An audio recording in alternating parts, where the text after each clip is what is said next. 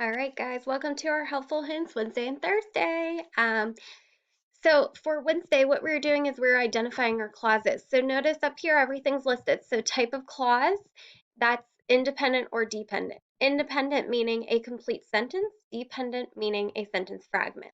Okay, so you might have more than one clause. So you need to decide if it's independent or a dependent clause.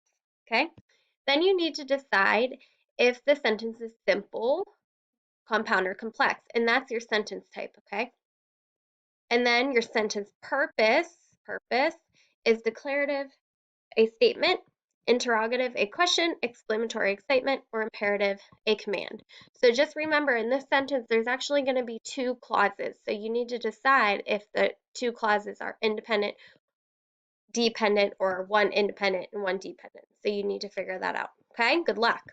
However, on Thursday, you do the same thing. You're adding your correct punctuation, so capitalization, punctuation throughout your sentence, and you're retyping it in the box below.